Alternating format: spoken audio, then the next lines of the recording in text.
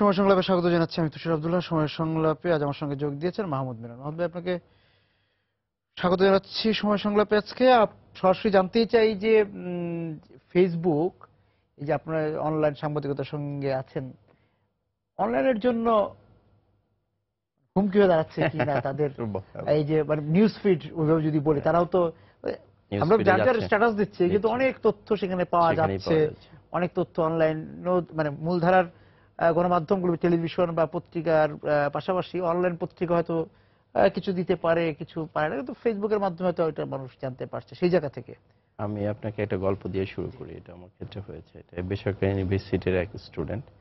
তো খুব বলতেছিল যে আমি বাংলা নিউজ পড়ি, বাংলা নিউজের নিউজ পড়ি। তো বাংলা নিউজের নিউজ আমি একটু অবাকই হলাম যে এই স্টুডেন্ট, একটা মেয়ে, ও যেই অ্যাপ্রোচ তাতে বাংলা নিউজ পড়ে, এটা একটু আমার কাছে একটু মনে হচ্ছিল যে খুবই। তারপর আমি জিজ্ঞেস করলাম, তাই বাংলা নিউজ পড়ো? খুবই ভালো। যে কোথায় পড়ো? যে কেন স্যার, ফেসবুকে পড়ি। সো এই এই হচ্ছে আসলে একটা মেজর ইয়ে। সো ফেসবুকে আসলে মানুষ এখন নিউজ পড়ে, এইটা অনলাইনের জন্য বড় থ্রেট। আর আমি একটা কথা সবসময় বলি, সেটা হচ্ছে যে আপনার ফেসবুক হচ্ছে এরকম, বা এই সোশ্যাল মিডিয়া অনলাইনের জন্য একজনই বন্ধু এবং শত্রু একজন। ওই যে তুমি একজনই বন্ধু, আমার শত্রু তুমি একজন, এইটার সাথে খুব মিলে এই কথাটা আর কি। বন্ধু এই কারণে যে আপনার ফেসবুকে আমরা পোস্ট দেই, প্রতিটা অনলাইনেরই অথবা প্রতিটা সংবাদ মাধ্যমেরই এখন একটা ফেসবুক, অথবা যে কোনো প্রতিষ্ঠানের একটা ফেসবুক আছে, তাই না? ফেসবুক পাতা আছে, সেখানে সে তার ঘটনা, যে যারা এনজিও তাদের কার্যক্রম উঠায়, তাদের ছবি দেয়, তারা একটা পোস্ট দেয়, তাদের ভিডিও দেয়। আর যারা অনলাইন পত্রিকা বা অনলাইন নিউজ পেপার অথবা যে কোনো একটা সংবাদপত্র, তাদের ফেসবুক পাতায় তারা তাদের নিউজ ফিডগুলো পোস্ট দেয়। এটা টেলিভিশনও দেয়, সবাই দিচ্ছে। তার মানে হচ্ছে এই জায়গাটাতেই একটা মানে কঠিন একটা ভয়াবহ একটা বিষয় এসছে। সেটা হলো মানে দুইটা কিন্তু আলাদা মিডিয়া, একটা মেইন স্ট্রিম মিডিয়া, একটা সোশ্যাল মিডিয়া। তো সোশ্যাল মিডিয়ার ক্ষমতা, মেইন স্ট্রিম মিডিয়ার, আমরা এতদিন যারা মিডিয়ার ক্ষমতা বলতে যেটা বুঝতাম, সেটা আসলে সোশ্যাল মিডিয়ার কথা কখনো ভাবি না। আমরা ভেবেছি আমলে নেওয়া হয়নি, এবং কখনো আমরা এটা নিয়ে চিন্তাও করি নাই। সোশ্যাল মিডিয়ার একটা ফরম্যাটে তো আগেও ছিল, কিন্তু এখন এই মেইন স্ট্রিম মিডিয়ার যে ক্ষমতা দেখানো হয়েছিল, সেই ক্ষমতার জায়গাটাও কিছুটা হলেও এই সোশ্যাল মিডিয়া কোথাও কোথাও নিয়ে নিচ্ছে। একটা মেইন স্ট্রিম মিডিয়া, সে যদি তার আমরা কখনো কখনো অনেক মেইন স্ট্রিম মিডিয়ার দেখেছি। আমি বাংলা নিউজ 24 এর কথা একটু বলতে পারি যে গর্বের সাথে, যে বাংলা নিউজ 24 নিজের ইউজার, মানে banglanews24.com, এইটাকে ব্রাউজ করে আমাদের এখনো পর্যন্ত 83% ভিজিটে ঢুকে।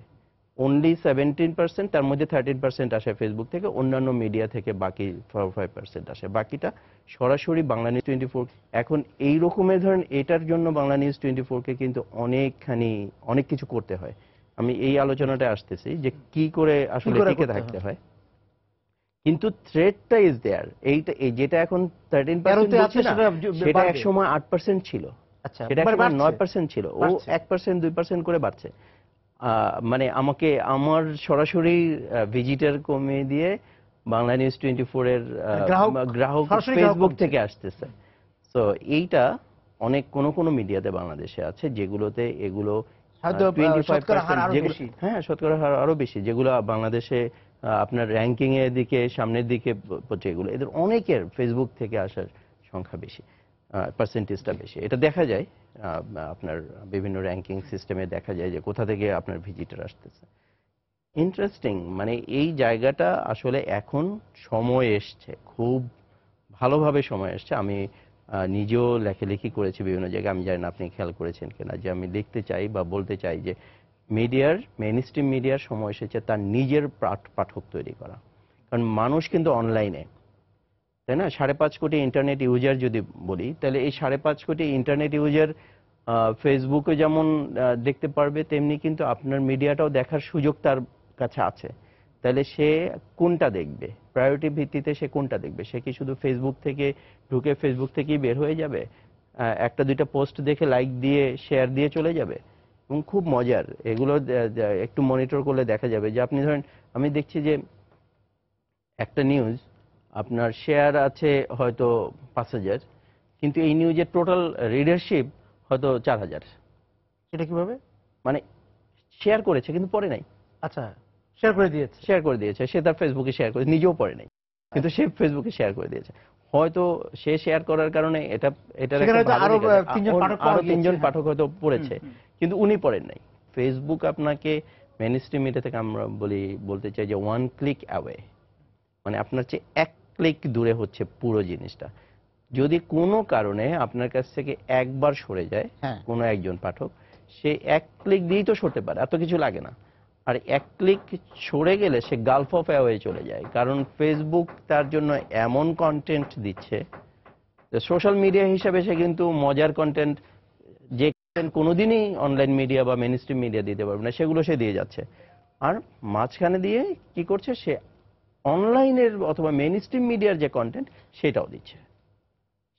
হয়তো সে নিউজ ফিড দিচ্ছে, কিন্তু খুবই অ্যালার্মিং বিষয় হচ্ছে এখন ফেসবুক নিজেই তার নিউজ উইং ওপেন করার চিন্তা করছে।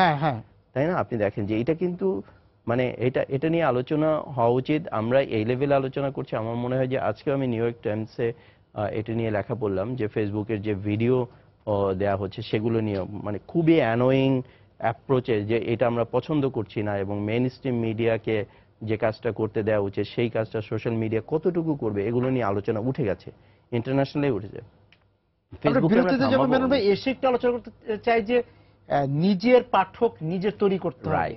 হ্যাঁ, সেইটা কিভাবে নিজের পাঠক তৈরি করা, যে অনলাইন বা অন্যান্য যে গণমাধ্যম, আচ্ছা, নিজের পাঠক তৈরি করতে হবে। আসলে সব সংবাদ মাধ্যমের মূল উদ্দেশ্যই হচ্ছে তার নিজের দর্শক তৈরি করা, নিজের পাঠক তৈরি করা, সবার স্বাতন্ত্র্য তৈরি করা, যে কারণে পাঠক ঘুরে ফিরে আসবে, এবং আবার এমন কিছু কন্টেন্ট দেয়া যে দিয়ে অন্যের পাঠক আকৃষ্ট করারও এক ধরনের বিশেষ কিছু ইয়া থাকে। সো সবসময়ই এটা একটা উদ্দেশ্য সব মিডিয়ারই থাকে, এবং অনলাইনে এটা খুব জরুরি ভিত্তিতে তৈরি করা দরকার। কারণ আপনি যে ফেসবুকের আলোচনাটা তুললেন তাতে অবশ্যই আমরা বুঝতেই পারছি যে আসলে নিজের পাঠক না থাকলে এটা টিকে থাকা খুব বিপদ, শেয়ার দিয়ে টিকে থাকা যাবে না। এখন কন্টেন্ট নিজে তৈরি করতে হবে। তাহলে কন্টেন্ট নিজে তৈরি করার জন্য আপনি কি দিবেন? আপনি শুধু কি নিউজ দিয়ে মানুষকে আকৃষ্ট করা যায়? আমরা যুগে যুগে মিডিয়ার যে অ্যাপ্রোচ দেখেছি তাতে আমরা দেখেছি যে তাহলে সংবাদপত্রগুলো এত কিছু কেন করতো? তার শিক্ষা পেজ করতো, বিনোদন পেজ করতো, তার করতো, তার আপনার বিভিন্ন রকমের কিছু দিয়ে, তারপরে তাই না সেই ইত্তেফাকের সময়টাতে দেখেছি। অথবা ইন্টারন্যাশনালি সকল মিডিয়ার একটা গ্রুপ একই সাথে ম্যাগাজিন করে, তারপরে আপনার সেটাই সবকিছু করে তারপরে সে টিকে থাকে, এবং এখনো সময় তাই। আসলে আপনার কন্টেন্টের ভ্যারাইটিটা খুব জরুরি, কারণ বিভিন্ন জায়গা বিভিন্ন বিষয়ে আমরা স্টোরি করি।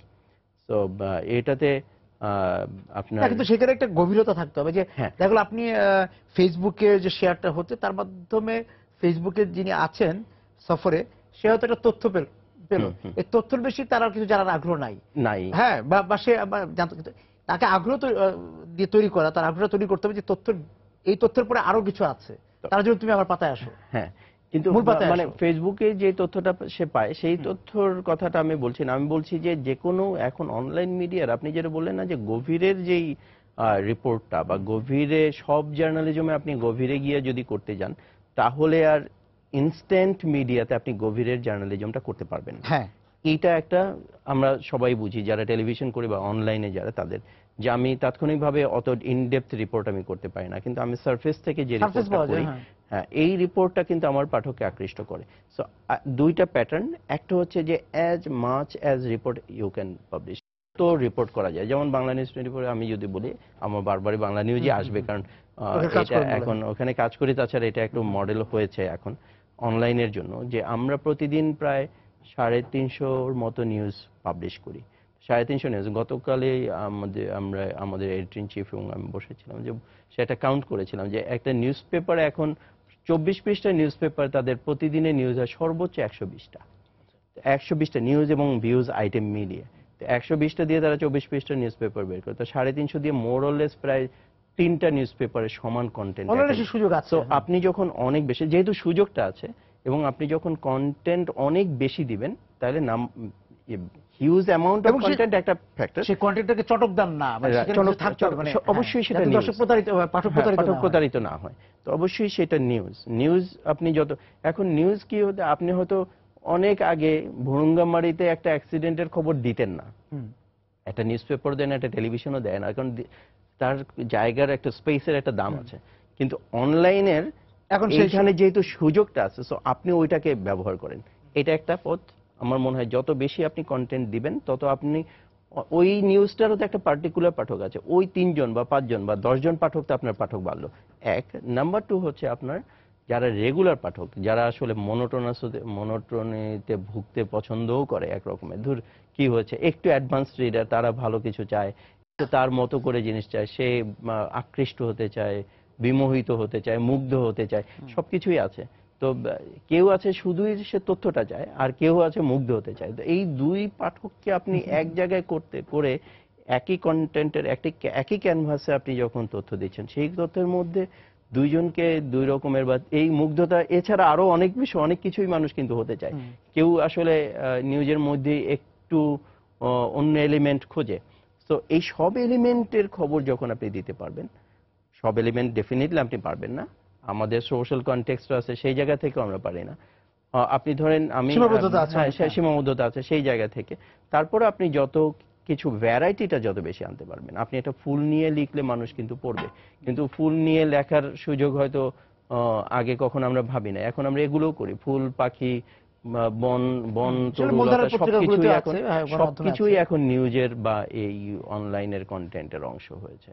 আমরা আমাদের নতুন একটা, আমাদের এডিটিং চিফ আপনি ছিলেন আলমগীর হোসেন, উনি রিসেন্ট চালু করেছেন দেখা থেকে লেখা, অর্থাৎ যেমন দেখবো, যা দেখবো তাই দেখবো, এবং যা দেখি আমাদের যে অন্যান্য অনলাইন পত্রিকাগুলো তো সিটিজেন জার্নালিজম চালু করেছে, রাইট।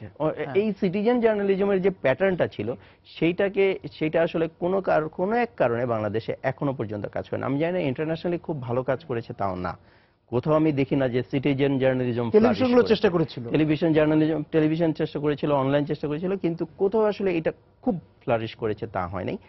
তবে যেটা হয়েছে এখন সেটা হলো যে অনলাইন গুলো, যেমন তার কারণ কি একটা যে সিটিজেন জার্নালিজম ফেসবুকে হয়ে যাচ্ছে, কারণ সে তো ফেসবুকে ওখানে সে সরাসরি দিচ্ছে। আজকে নিউ ইয়র্ক টাইমস এর রিপোর্ট ওইটাই নিয়ে পড়তেছিলাম, যে বলতেছে যে এই যে আপনার ভিডিও, লাইভ ভিডিও, তারা এখন নতুন যেটা করেছে, যে আপনার পেজটাকে আপনি স্ক্রল ডাউন করলে হুট করে ভিডিওটা লাইভ হতে থাকে, এইটা একটা প্যাটার্ন। আর একটা হচ্ছে যে তার ইয়েতে যে কেউ লাইভ ভিডিও ওখানে দেখাতে পারবে, এইরকম সিস্টেম যখন করে দিচ্ছে ফেসবুক, কিন্তু দেখবেন যে প্রতিদিনই তার নতুন নতুন ইনোভেটিভ আইডিয়া নিয়ে আসছে। সো যত পারে মানুষকে ফেসবুকে আটকে রাখতে চায়, তো যত এই ফেসবুকে আটকে রাখার যত চেষ্টা তাদের চলবে, আমাদের ফেসবুক বিভিন্ন, আপনি যেটা বলেন যে মুগ্ধতা দিয়ে আটকে রাখার একটা চেষ্টা করে, তো আপনাকেও কন্টেন্টের জায়গায়, মুগ্ধতার জায়গায়, সেখানে মানে অনলাইনকেও অবশ্যই অবশ্যই। আমি তো বিরতিতে যাচ্ছি, ফিরে এসে বলতে চাই যে আমাদের এখানে অনেক অনলাইন পত্রিকা বেরিয়েছে,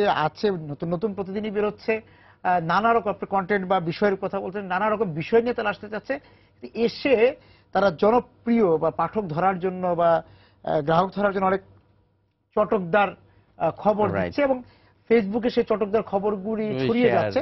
সেই ক্ষেত্রে অনলাইনের প্রতি সাধারণ যারা অনলাইনে এখন, কারণ আমাদের সবাই যে অনলাইনে অভ্যস্ত পাঠক তা না, এক ধরনের নেতিবাচক ধারণা তৈরি হচ্ছে।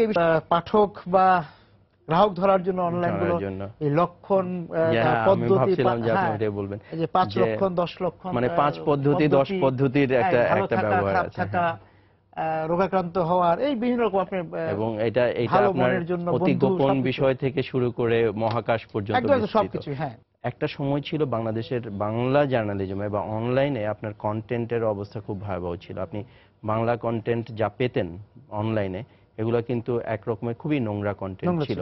সেই জায়গা থেকে আমরা মনে করি এই যে অশোভন অবশ্যই ছিল, সেই জায়গা থেকে যখন আমি মনে করি যে বাংলাপিডিয়া যখন আপনার অনলাইনে আসলো, সেইখান থেকে কিছুটা যাত্রা শুরু, এবং অনলাইন জার্নালিজম যখন শুরু হলো, তখন সেই জায়গাটাতে প্রতিদিন এই যে আমরা একটা হিসাব করে, যেটা 350 রিপোর্টের কথা বললাম, প্রায় 5 থেকে 6 লাখ শব্দ প্রডিউস হয় এইটার মধ্যে দিয়ে।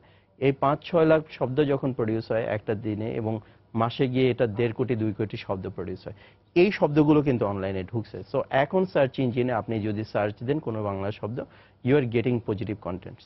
এইটা এই অনলাইনগুলো করেছে। এখন অনলাইন সংবাদ মাধ্যমগুলো যখন এই কাজটা করে কিছুটা হলেও ওই জিনিসটা ঢাকা দিচ্ছিল, তখন অনলাইন সংবাদ মাধ্যমের নামগুলো শুনলে আপনি দেখবেন যে সবগুলো নিউজ অর্গানাইজেশন, .com এবং নিউজ আছে তার মধ্যে, এবং অনেক তাজা খবর। পাঠকও দেখছে যে বিভ্রান্ত হচ্ছে। হ্যাঁ, মানে আপনাকে তাজা তাজা খবর দিবে এই রকমের কথা বলেই সে হয়তো সামনে আসছে, কিন্তু এসে সে এমন কিছু কন্টেন্ট সামনে দিচ্ছে যেটা ওই যে আপনি অনেক একটা খারাপ জিনিসকে ঢাকা দেওয়ার চেষ্টা করে যাচ্ছিলাম আমরা, সেই জায়গাটাকে আবার নতুন করে এখন সার্চ ইঞ্জিন আবার দেখেছি এটার প্রবণতা এত বেড়ে গেছে।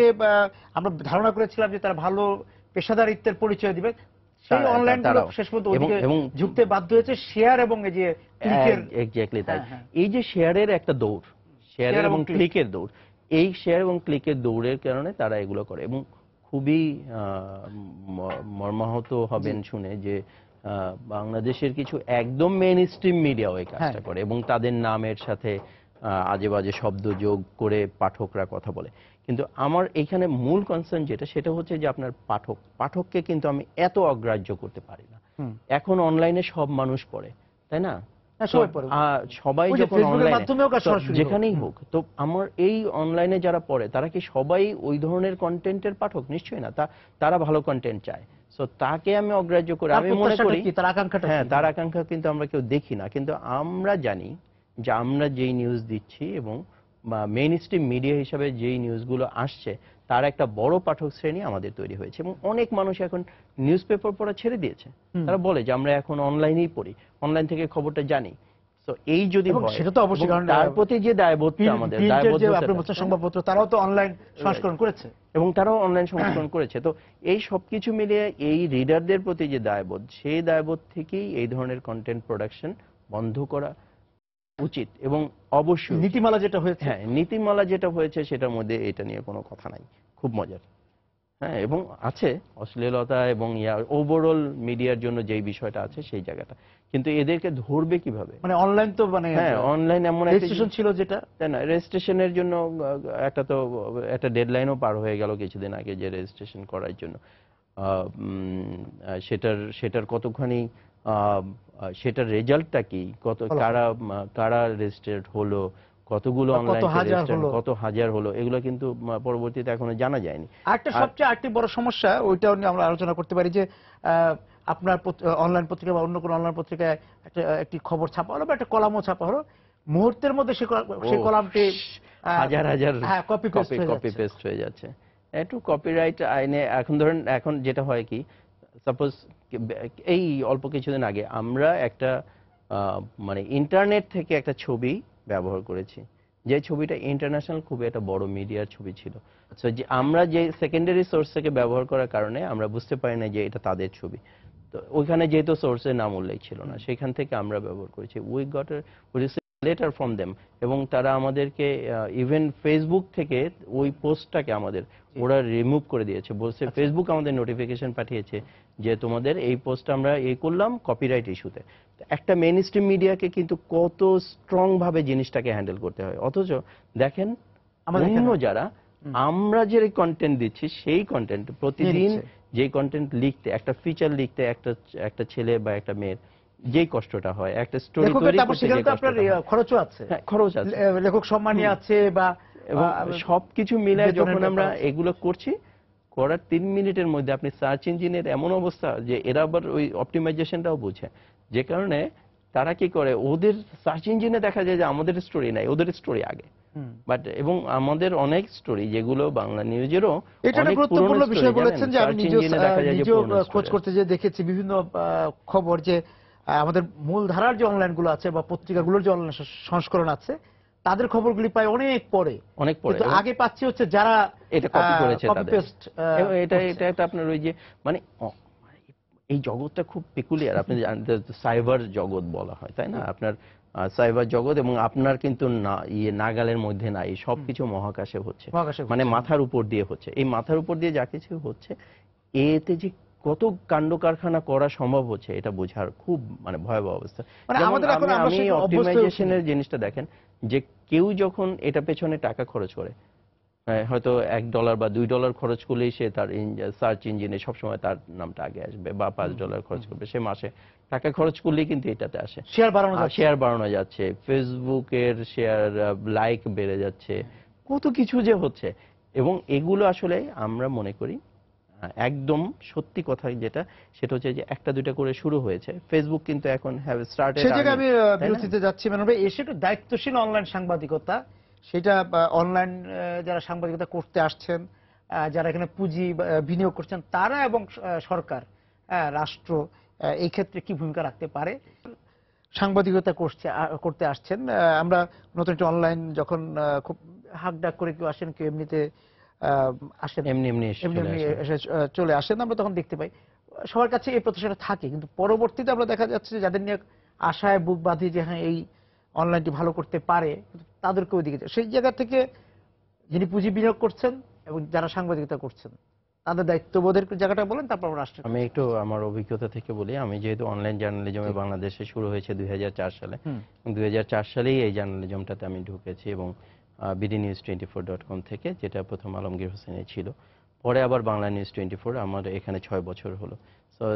এবং প্রায় এক দশক সময়ের এই অভিজ্ঞতা থেকে আমি একটা কথাই বলতে পারি, কাজটা কঠিন, এবং একটা কঠিন কাজ আমরা এই বাংলা নিউজেরও এই গত 6টা বছর আমরা করে একটা জনপ্রিয়তার জায়গায় যদি আপনাকে যেতে হয়, কাজটা অবশ্যই, এবং এটার সাথে টাকা পয়সার একটা বড় ইনভলভমেন্ট আছে, আপনাকে একটা বড় অঙ্কের টাকা, বিনিয়োগের টাকাটা উঠে আসা, বিনিয়োগ করতেও হয় যদি পেশাদারি ভাবে আপনি করতে চান। তো সেই জায়গা থেকে অবশ্যই ভাবা উচিত, এবং এটাকে আপনার আর্নিং এর জায়গায় নিয়ে যেতে হবে।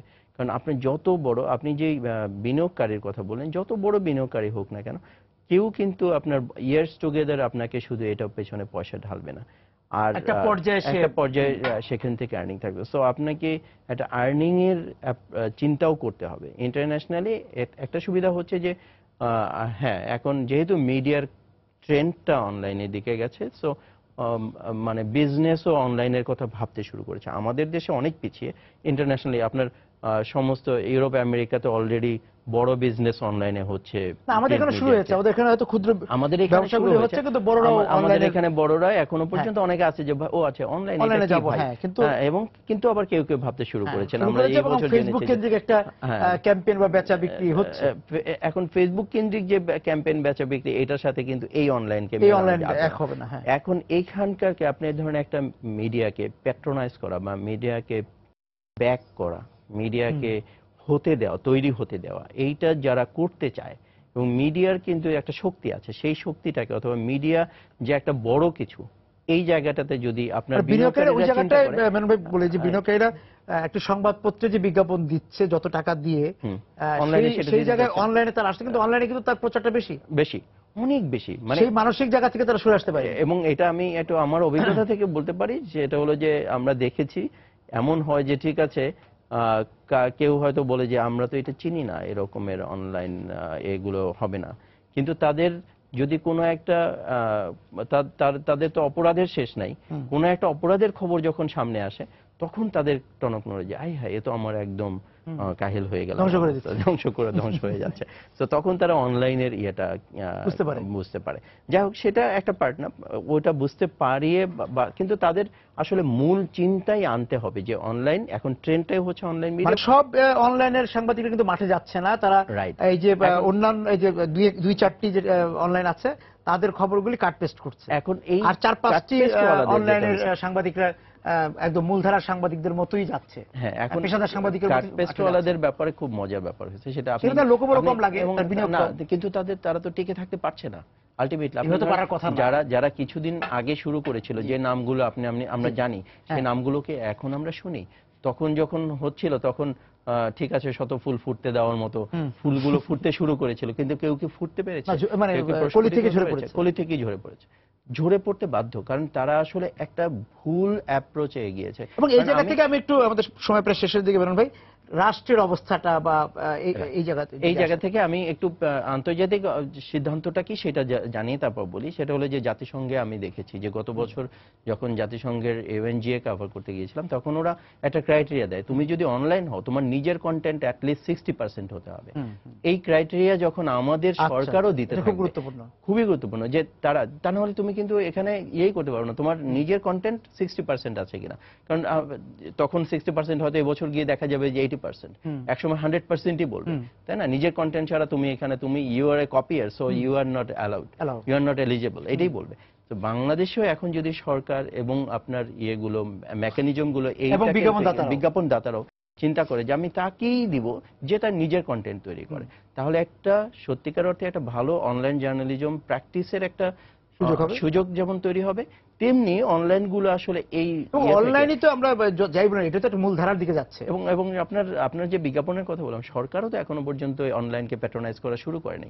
টেলিভিশন মিডিয়াগুলোকে, পত্রিকাগুলোকে যেমন ডিএফপির বিজ্ঞাপন আছে, অনলাইনের জন্য তো তা নেই, এখনো নেই। নিশ্চয়ই এটা গভর্নমেন্টও চালু করবে। যদি চালু করে তাহলে সেই মিডিয়া কি দিবে যে মিডিয়ার তার অনলাইন মিডিয়াকে, যে মিডিয়ার তার নিজের কন্টেন্ট নিজে প্রডিউস করে। সেটা যখন হবে তখন আসলেই জিনিসগুলো খুব সুন্দর এবং একটি সুন্দর ভবিষ্যৎ আমরা দেখতে পাচ্ছি। বাট এইগুলো যেগুলো আপনি বলেন, এই যে কন্টেন্ট তৈরি ফেসবুকে শেয়ারের জন্য এক ধরনের, এইগুলো হচ্ছে থ্রেট এবং এগুলো হচ্ছে আপনার নেতিবাচক দিক। যেই দিকগুলো আমরা যত বেশি কাটিয়ে উঠতে পারবো তত বেশি আমরা সামনে এগোতে পারবো একটা ভালো ভিতের উপর। আপনি দেখেন সেই জায়গাতে হচ্ছে পেশাদারিত্ব এবং পেশাদারিত্ব এবং একটা ভালো ভিত যদি আপনি শুরুতেই চিন্তা না করেন, তাহলে আপনি অনেকখানি উঠে ধাপাস করে পড়ে। এবং এই যে 10 বছরে আমাদের অনলাইন আরেকটু ভালো জায়গায় যেতে পারতো, অবশ্যই পারতো, কারণ হচ্ছে আমরা যে পাঠকটা তৈরি করতে চেষ্টা করেছিলাম এবং যে পাঠক, অনেক পাঠক তৈরিও হয়ে আছে, আমরা দ্রুত এই জায়গা থেকে বের হয়ে যেতে হবে। এবং আপনি আরেকটা খুব তথ্য দেই, যারা এগুলো করছে তারা কিন্তু খুব ভালো করেই জানে যে ফেসবুকের শেয়ার এবং লাইক এটা কিন্তু টাকা দিয়ে করা হয়। সেটা জানি, হ্যাঁ, আপনিও জানেন। যারা টাকা দিয়ে এটা করছে কয়েকদিন টাকা খরচ করবে, কারণ এটা টাকা। ভাই আজকে শেষ করতে হচ্ছে, আপনাকে অনেক ধন্যবাদ আমাদের সঙ্গে যোগ দেওয়ার জন্য। দর্শক যারা ছিলেন আজকে সময় সংলাপের সঙ্গে, আপনাদেরকে ধন্যবাদ জানিয়ে শেষ করছি আজকের সময় সংলাপ। দেখা হবে আগামী দিন। সবাই সুন্দর থাকুন।